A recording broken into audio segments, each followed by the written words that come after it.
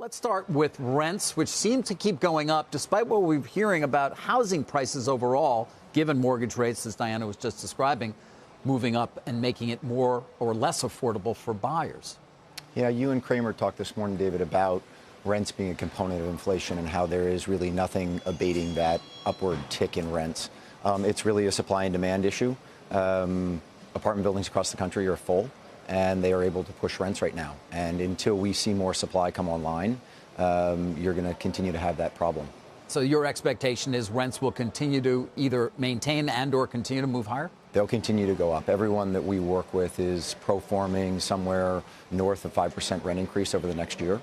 And so until you see that come down to the historic average of 2 to 3%, you're not going to see that number kind of abate, if you will, in the inflation. So from an investor perspective and or those who are actually lending, multifamily is the place to be right now?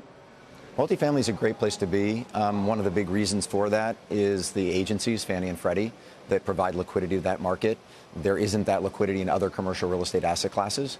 But as Diana just said, the market has changed dramatically as it relates to Fannie and Freddie from a lending standpoint. Crisis, great financial crisis, the loans that she was just talking about, that doesn't happen today. They're much different organizations today. And so that liquidity that they provide to the market is extremely helpful. They have a lot of capacity. I mean, I'm just looking here at the transcript from your last earnings call. 59% of their annual lending capacity is still intact. That was a couple of months ago. But nonetheless, are your expectations that they're going to take a bigger and bigger share then? They will. You look at the broader commercial real estate markets and where spreads have gone and CMBS and CLOs, that market is, for all practical purposes, closed down right now. Spreads have gapped out so much that getting loans securitized through that execution is tough. I think the big question right now, David, is why aren't banks lending?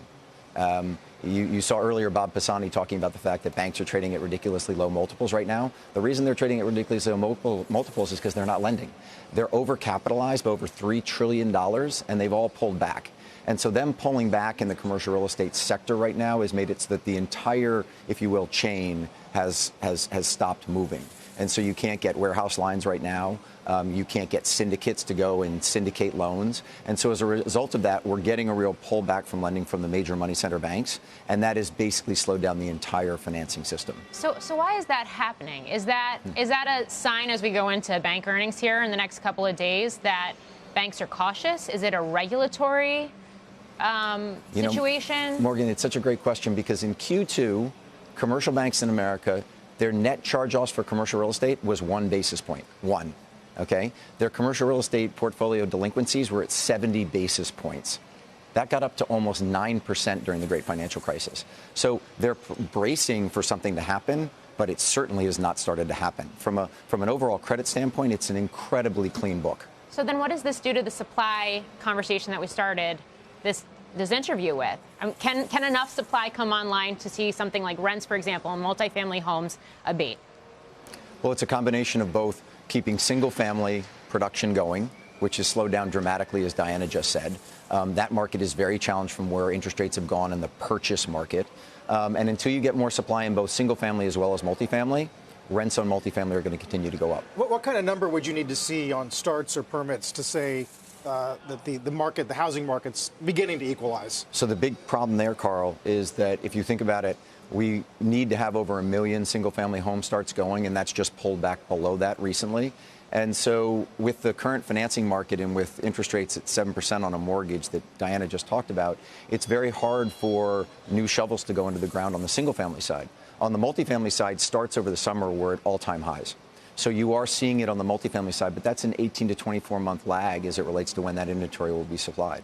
And that's not counting labor or supply chains, things getting those shovels in grounds, right? That's correct. And you're seeing some abatement there. You are seeing prices as it relates to lumber and other inputs going down, but it's not giving developers a lot of confidence to go start new starts. Willie, our viewers may recall having brought you on a number of times. We talked about return to the office, kind of an endless topic. Have we hit an equilibrium? I'm looking at a report today from Bank of America on spending. You know, in terms of spending in central business districts, things have sort of equalized, but they are nowhere near in New York, San Francisco, or Boston where they were in 2019. They say, suggesting a large and potentially permanent shift towards hybrid work in these cities. What are you seeing? We're certainly seeing that, David. It's hard for CEOs to get people back into the office, to be honest with you. We've changed at W&D. We've gone from back to the office to forward to work, trying to deal with the kind of the new normal of online as well as in the office. And I think as CEOs, rather than kind of sitting there, we've seen Jamie Dimon sit there and say, got to get back to the office, got to get back to the office. I think if CEOs can change their outlook to saying, let's work in this new format, that they can actually get people and feel like we're not trying to go back to 2019, we're trying to go forward to 2023. And finally, we don't talk often about your company, but I noticed obviously on the call you said you're generating a huge amount of cash. You're going to use that to continue to invest, but also return capital. Which is it? Which one right now, given all the things you're describing? Do you want to invest more, or are you looking more for dividends and share buybacks? So I mean, if you look at how we did during the great financial crisis, when everyone else was really hurting, we did incredibly well and went public on the backs of that success. When the pandemic hit, our stock sold off immensely and then all of a sudden rebounded and went up dramatically. We are somewhat of a countercyclical play, and so we are holding on to cash right now and trying to be very opportunistic. There's going to be a lot of opportunities for us in 2023. All right. Well, we look forward to talking to you about them as well. But, Willie, thanks for stopping by today. My pleasure. Thank you.